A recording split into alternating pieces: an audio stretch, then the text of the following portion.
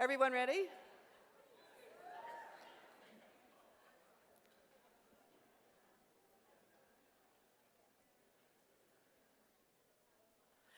Good evening. My name is Betty Ann Donnelly, and I very happily serve on ISN's board of directors. I am the co-founder of and preacher coordinator for the website Catholic Women Preach. Check it out. I am very honored to have been asked to introduce my great friend, Father Jim Martin. But first, I'd like to introduce Matthew Brazilato from the Boston College School of Theology and Ministry, the sponsor of this session, to share a brief announcement about Boston College's STM.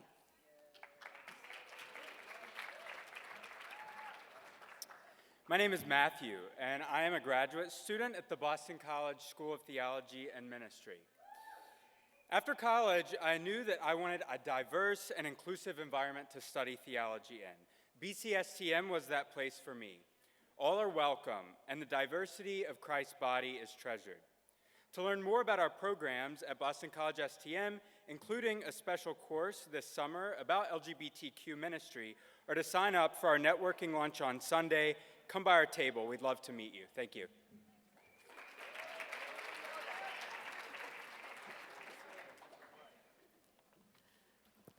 So, Father Jim Martin, SJ, is a Jesuit priest, author, and editor-at-large at America Media. As some of you know, he has a slight social media presence, does a great job on the Colbert Report, representing a good Catholic voice. And his most recent book is Building a Bridge, How the Catholic Church and the LGBT community can enter into a relationship of respect, compassion, and sensitivity. I urge you to get a copy of Jim's book and read it. It's short, it's excellent. Read it, reflect on it, pray with it. Jim has some great incisive questions in it to help you explore your relationship with God and your faith journey. For Jim, no one should be labeled as other and therefore be excluded. Rather, we are all made wondrously in the image and likeness of God, called to discern and use our gifts at the service of others. We should lovingly respect and encounter each other as beloved companions, caminando on the journey together. This past September, Jim had a very encouraging meeting in Rome with Pope Francis. Pope Francis told him, "Continue your ministry, con paz, with peace." So please join me in a very warm welcome to Jim Martin.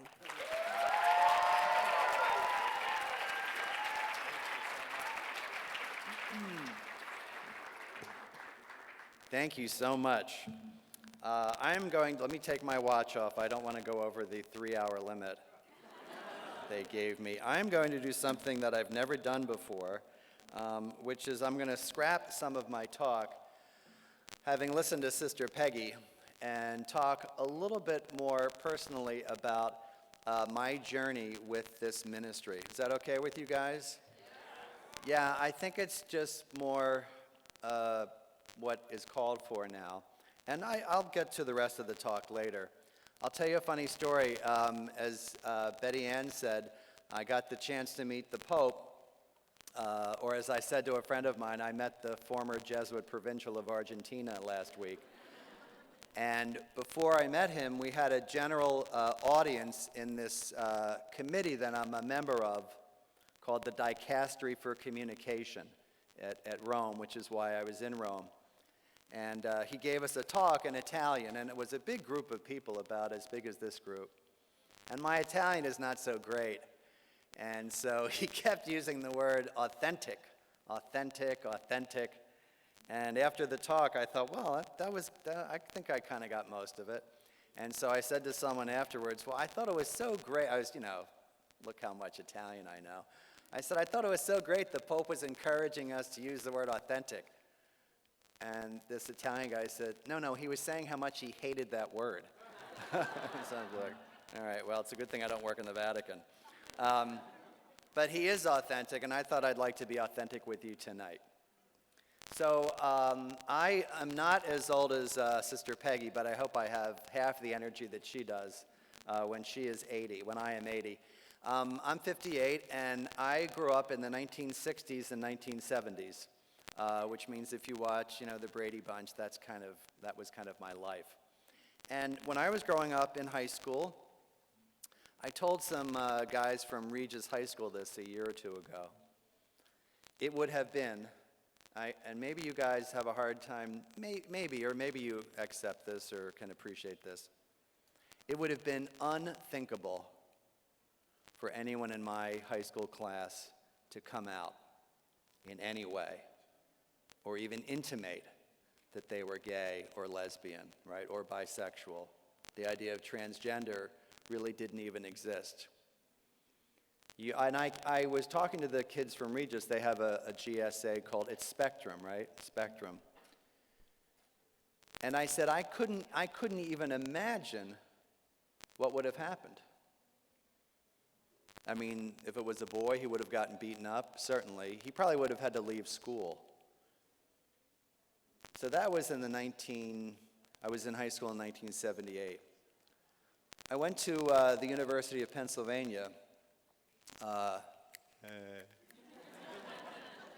Go Quakers. And I knew no one who was out. So this is 1978 to 1982. There was at Penn at the time something called Gay Jeans Day, jeans as in blue jeans, when to show your support for gay people, that was the word back then, you would wear jeans, right? It's kind of a simple way to show your support, okay? I wore jeans every single day of college except that day. Now, that's not because I was against gay people, but the idea of being in any way associated with gay people back then, this is 1980s, 1980, 81, 82, was so frightening for me that I don't know what I wore. I think I only had jeans, so I had to find another pair of pants. So when I entered the Society of Jesus in 1988, I didn't really think about this ministry at all. 30 years ago today, I was a Jesuit novice. I was 27 years old. And what happened 30 years ago, as you know, the martyr of the 6 Jesuit priests and their friends, Selena and Elba Ramos, on the grounds of the University of Central America, really struck me, and it made me think, I don't quite understand what Christianity is yet, because this kind of witness was so foreign to me. But I understood even at that time that what it meant for people to be martyred was not that they courted death, right? They're not actively seeking death. But even then, and our novice director would tell us this, and other Jesuits, it was that you were standing with people who were marginalized and you wouldn't leave, right? And that because you're standing with people who are marginalized and who are persecuted and who are poor and who are on the outs, as they were in El Salvador, you committed yourself to them, right? The 4 church women in 1980 who were killed, there's a beautiful letter from Jean Donovan who says, one of the martyrs, how can I leave? Who would take care of these people?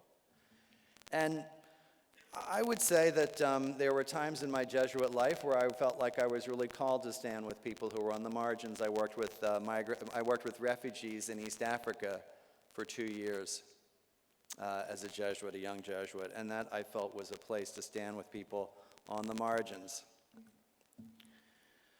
So I was ordained in 1999, and I've worked at America Magazine since then, so 20 years before you were born, a lot of you. I would, I had dealings, of course, with LGBT people. I had a lot of LGBT friends. I live in New York City, for Pete's sakes, right? It's right. And, some of my closest friends I know gay priests, gay Jesuits, lesbian sisters. It's just part of the world. Also, I should add, chaste, celibate, faithful to their vows, right? So it was just part of the world. And I wrote things in America Magazine from time to time, advocating for LGBT people, the new term that we were using. GLBT came before that. But I never thought that I would really be kind of invested in that ministry. I think there was a part of me, I'm just connecting this right now as I stand on this stage, I think there was a part of me that was still that kid who didn't want to wear jeans on Gay Jeans Day, right? Because I didn't want to be associated with this group because it was so controversial. I had nothing against them, obviously. But in 2016, as you probably know, raise your hands if you know about the Pulse nightclub massacre. Very impressive.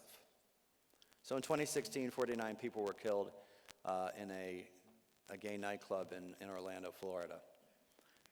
At the time, the largest mass shooting in U.S. history that has been sadly exceeded since then.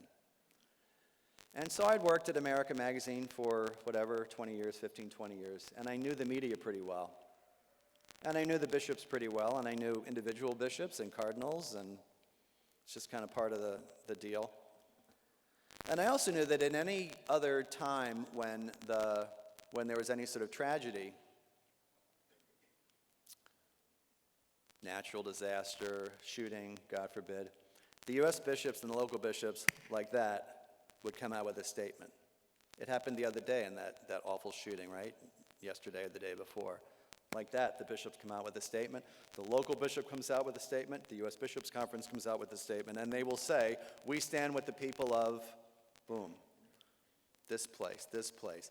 If it's a particular group of people, let's say it takes place in God forbid, a Methodist church. We stand with the Methodists. We stand with our Methodist brothers and sisters. We stand with the people in Santa Clarita. We stand with, as they should, right? I mean, as we should.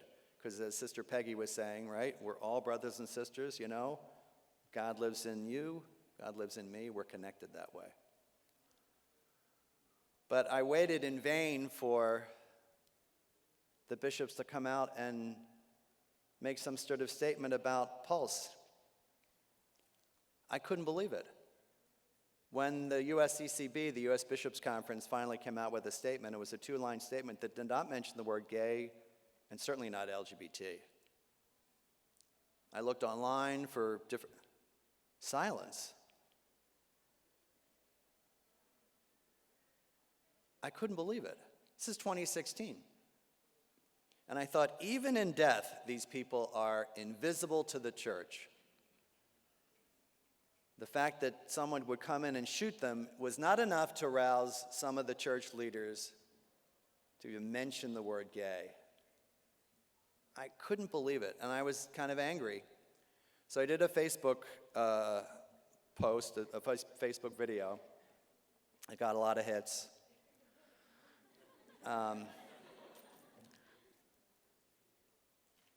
And that was okay. And I thought, you know what?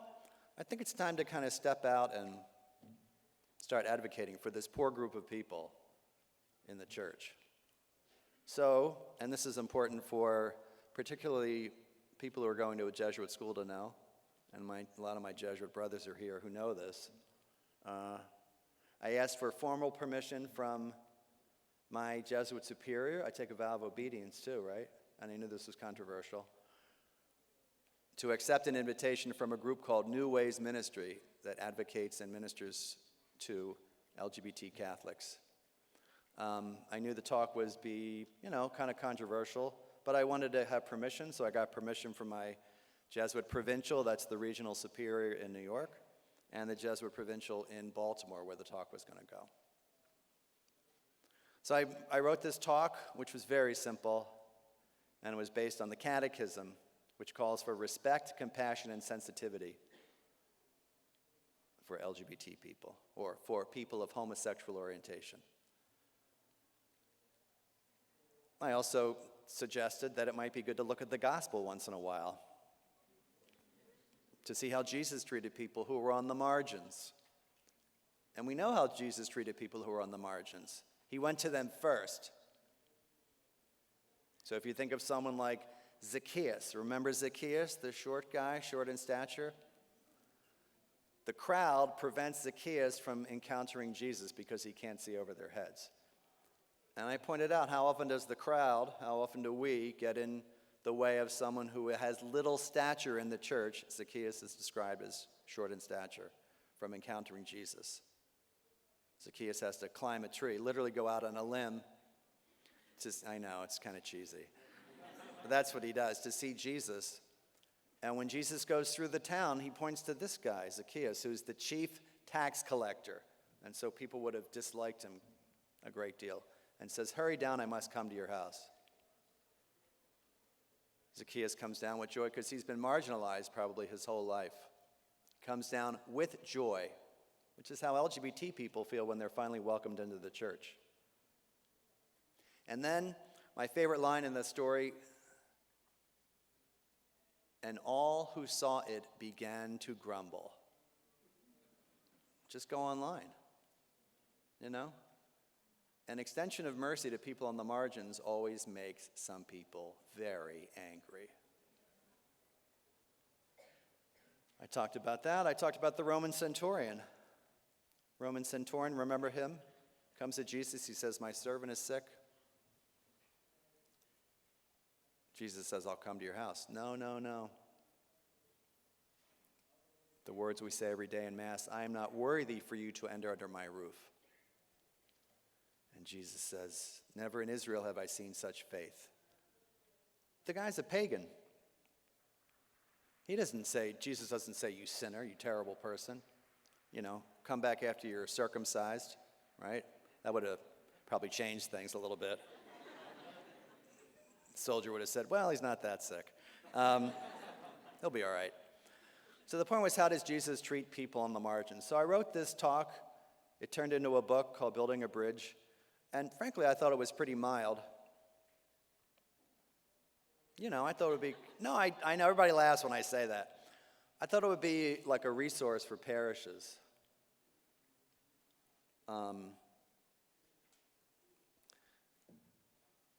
And I was surprised at the response, needless to say.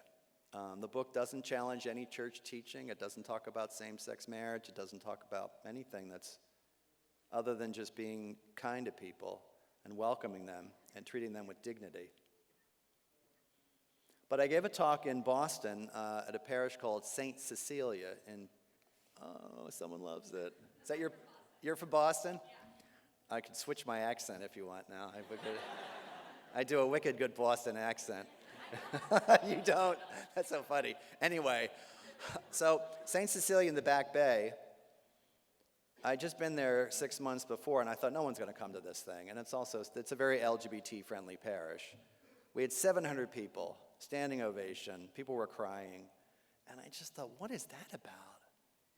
Because the book is I thought, did they read this book? So that happened over and over for the first couple of weeks. St. Cecilia's Parish in Back Bay, Villanova University in Philly, St. Ignatius in New York City. Standing ovations, people crying, people waiting for 2 hours to talk to me. And I had a hard time processing it. And then the second stage happened, which was the pushback, which is kind of something I want to talk to you about tonight. So, a lot of pushback online, which is an understatement. Personal attacks. I talked to someone if I should use these words, and I apologize if they're offensive, right?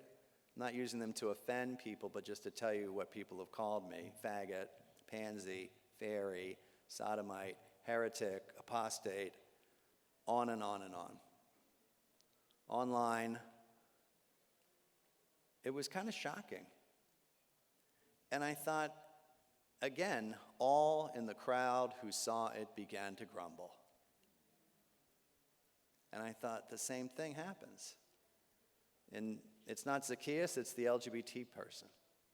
And there were talks I went to that were canceled. the talks that were canceled were about Jesus, not about LGBT people. Talks overseas, talks in the United States. I haven't said this before. I haven't even said it to one of my best friends who's here. Death threats, letters, those kinds of things. You're going to hell. Now, mind you, by this point, the book had had the approval of my Jesuit superiors, the Superior General of the Society of Jesus. I'd heard that Pope Francis had liked the book, but that was clearly not enough for some people. So then came the protests. I would show up to places and people would be there with big signs, Father Martin's Bridge to Hell. So I thought it was actually pretty clever. People yelling at me, screaming at me. For the most part, though, 99% of the people were very welcoming, right? But there was that very loud, very well organized, very well funded portion of the church that did not like it. And then came what I would call the pushback to the pushback, which was that then some cardinals and archbishops and bishops saw the way that the book was being received and then started to welcome me, like overtly. So Cardinal Supich in Chicago, Archbishop Gregory, your new archbishop here in Atlanta. And then the Vatican invited me to give a talk at the World Meeting of Families in Dublin. The first time the Vatican ever used the term, ever, LGBT. That was in there. And they came up with the invitation. They said, we want you to talk about showing respect and welcome in our parishes, the talk I was going to give you, to LGBT people and their families. That was their title. I thought, that's beautiful, a little move. So I gave that talk. That was protested. It was at the World Meeting of Families. They were so angry that they had an alternate world meeting of faithful families across the street, which actually served the purpose of draining all the protesters and putting them across the street.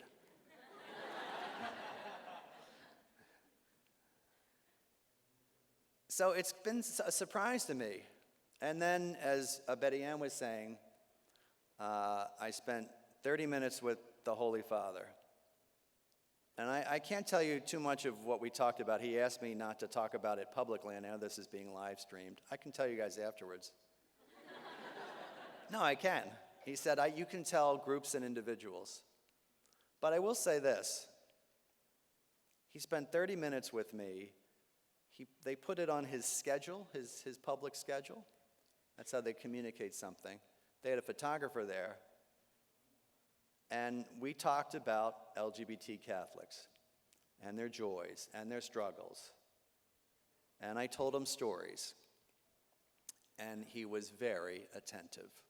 And I will just say, I came out feeling very inspired, encouraged, and consoled. Okay? So, it's been a very strange journey because I never expected to be aligning myself with this group of people. But I look back to the novitiate and I see the martyrs. I was praying about that this morning, who aligned themselves with a group of people in El Salvador who were thought to be dangerous, beyond the pale. Why are you doing this? And so I feel like this is where God has been calling me, at least in the last couple of years. So that's my kind of personal journey. Let's see how much time we have for the talk. Let's see. Hold on. So, maybe I'll just very briefly say that I want to tell you a few insights that I've had based on my conversations with LGBT people and with people who minister to them. By the way, next summer, we announced this, we're holding a conference for people who minister with LGBT Catholics at Fordham University.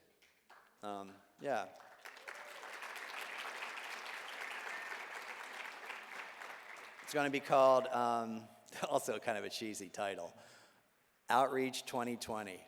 I know, but anyway. So one of the real challenges, and one of the reasons we're doing it for people who minister, is that there's still places, there's still parishes that don't welcome LGBT people. And I can tell you some of the most incredible stories. You know, I told the Pope some of these stories.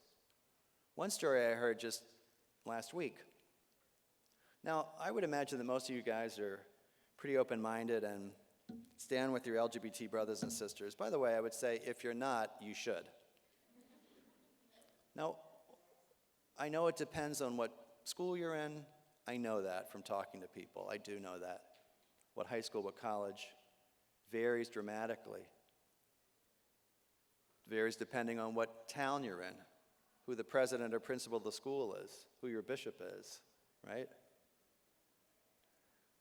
But why would God want an LGBT person to feel less welcome in one place or another?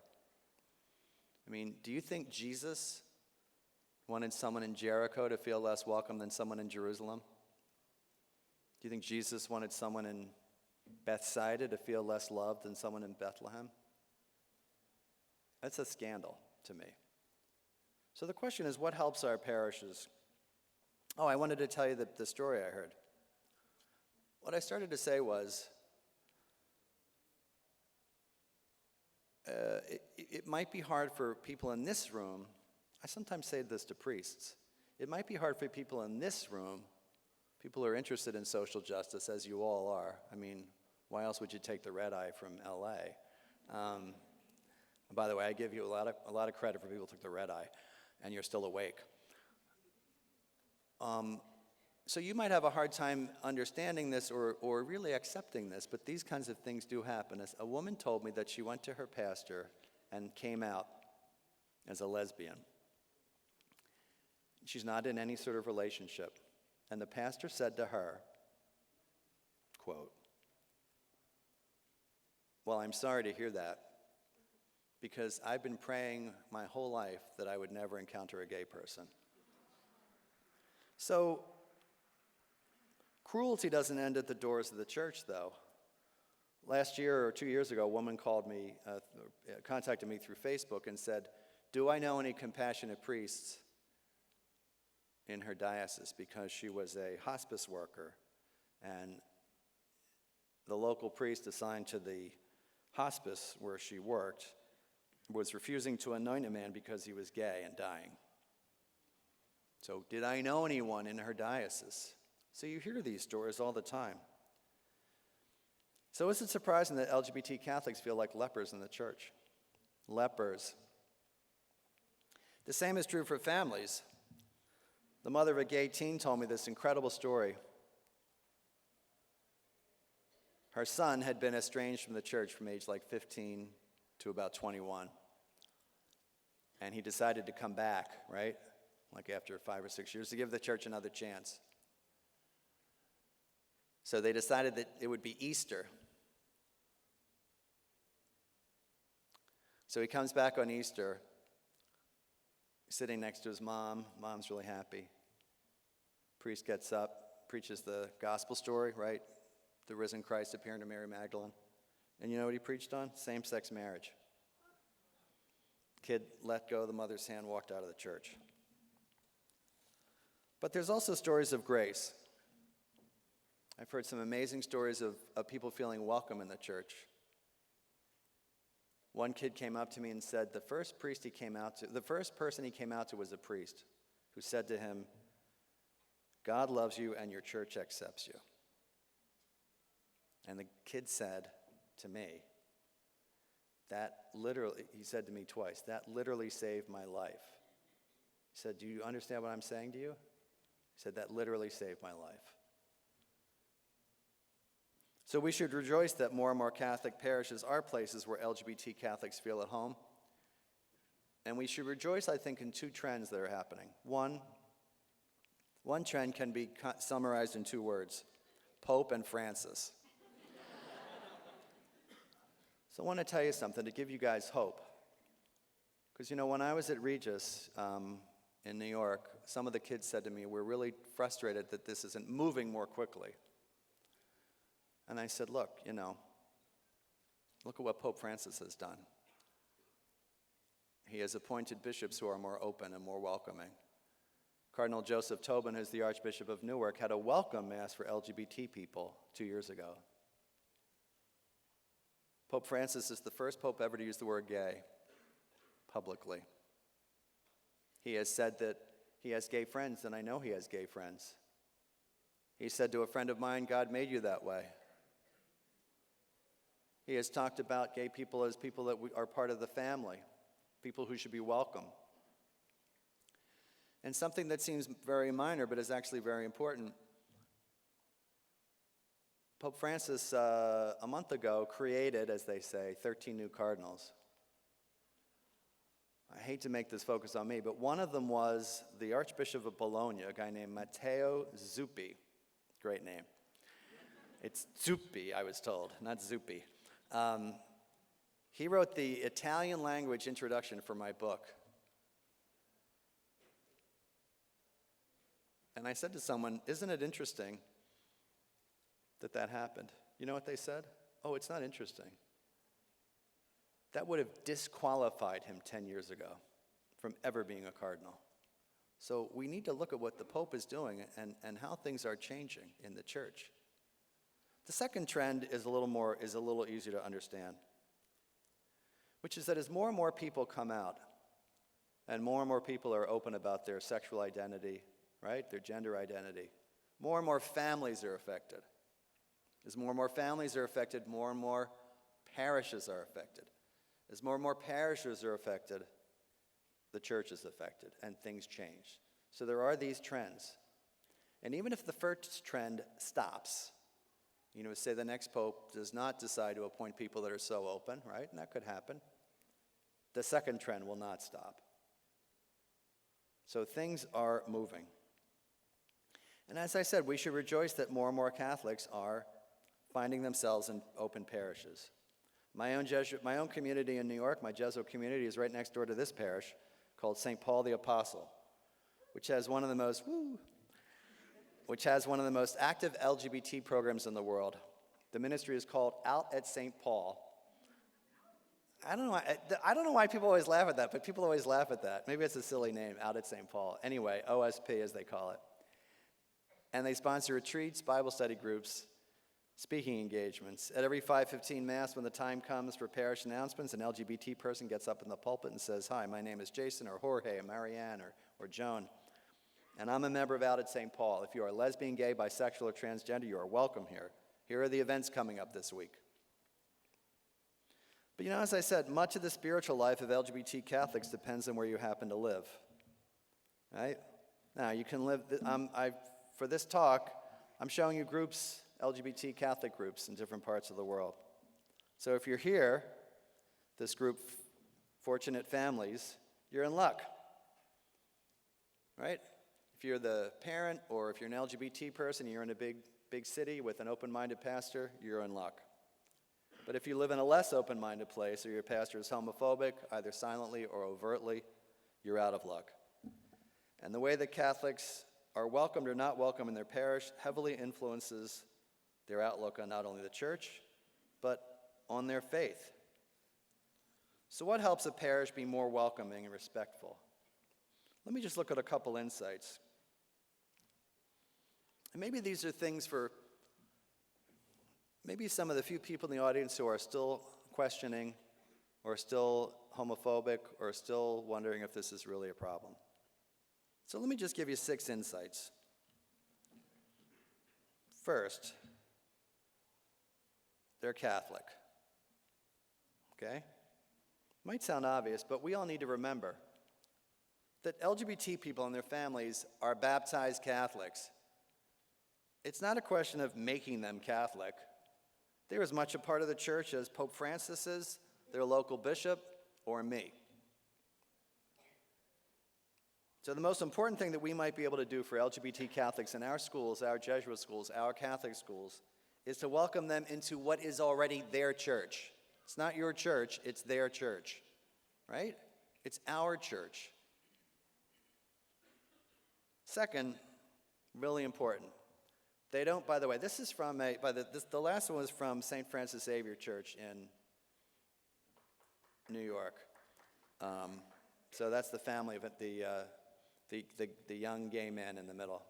Isn't that a great picture? This is from what's called the Ignatian Q Conference. It's the 28, now 27 Jesuit colleges and universities have an LGBT, they send all their LGBT club, well, how am I saying that? Representatives of the LGBT clubs from the 27 Jesuit colleges and universities get together. It's incredible. They're light years ahead of me. I described it to a friend. I spoke at this conference. This was at Loyola, Maryland. Go Greyhounds. And I described that going to the conference as, oh, there's someone, yay. Yeah, thank you. I described it going to the conference as saying to these people, these kids, God loves you. And they were all like, yeah, we know. What else do you got? So, second insight, they don't choose their orientation. Sadly, many people believe that people choose their sexual orientation, despite the testimony of every psychologist, psychiatrist, and biologist, and more importantly, my brothers and sisters, the lived experience of LGBT people themselves. You don't choose your orientation anymore. You choose to be left-handed. It's not a choice. It's not an addiction. And it's not a sin simply to be LGBT. Far less is it something to blame on people. Third, they have often been treated like lepers in the church. Never underestimate that. A few statistics. In the United States, lesbian, gay, and bisexual youth are 5 times as likely to attempted suicide than their straight counterparts. One study shows that the more religious the family they come from, the more likely they are to want to commit suicide. For straight people, it's the opposite, for straight kids. And one important reason that LGBT youth are homeless is because of rejecting families. So our church needs to be aware of the consequences of stigmatizing and targeting LGBT people, and LGBT kids especially. Fourth, they bring gifts to the church. This is St. Cecilia. This is their LGBT group. That's the pastor on the right. They bring gifts to the church. Like any group, LGBT people bring special gifts to the church. Now, it's wrong to generalize. You know, you can't say all people in this ethnic group are like this, all people in this ethnic group are like this, right? But I think for a group that has felt marginalized for so long, it's important to look at their gifts. People who are on the margins naturally feel compassion. So if you were bullied when you were very little, and someone your age comes to you and talks about being bullied, you're going to feel this natural compassion towards them. LGBT people have felt that marginalization their whole lives, and so they often feel a natural compassion. Compassion's a gift. They persevere in their faith. You know, LGBT people really have to want to be in the church. They persevere, and they forgive. That woman, by the way, who told me about her pastor saying, I prayed that I'd never meet a gay person, she's still Catholic. She's forgiven him and the church.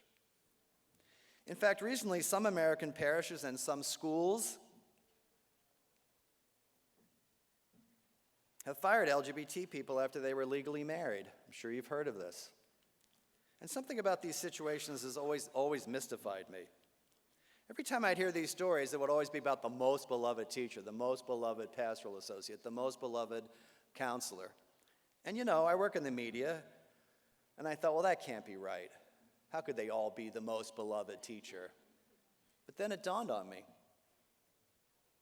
LGBT people working in Catholic institutions and Catholic schools really have to want to be there, given the way that they are treated.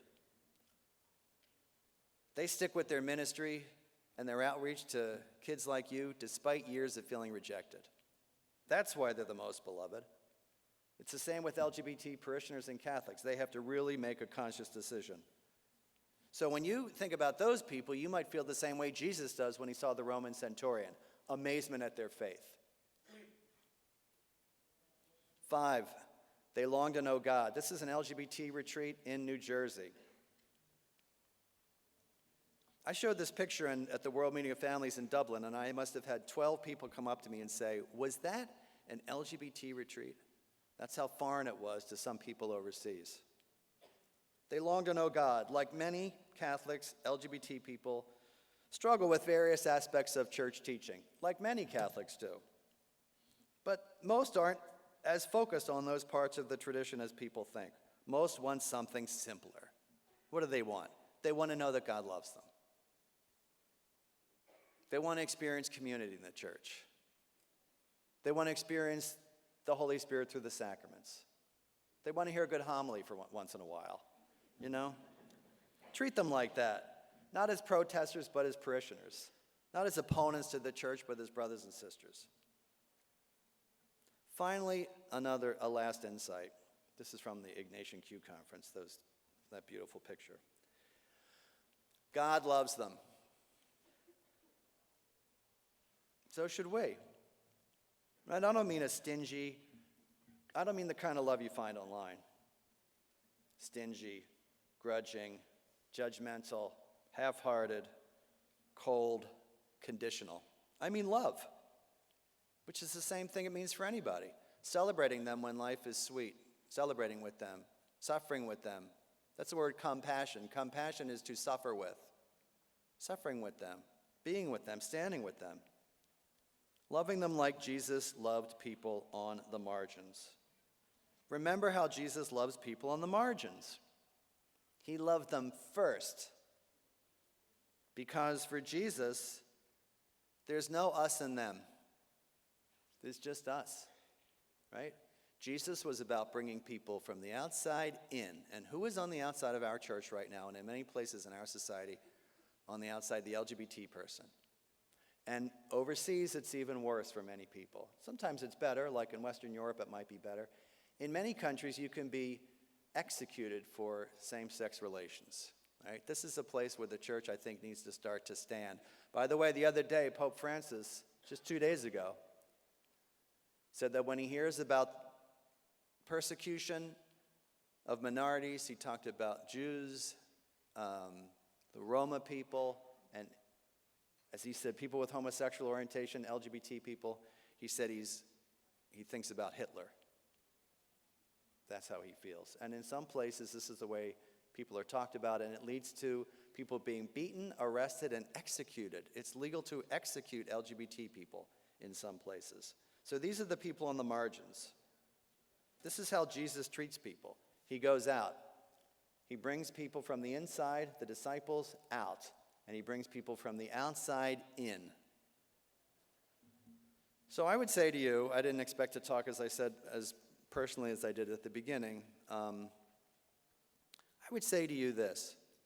You might think that at your age, if you're in high school or college, there's not a whole lot you can do, okay, about some things that we talk about here, some political situations, some social situations that might seem overwhelming.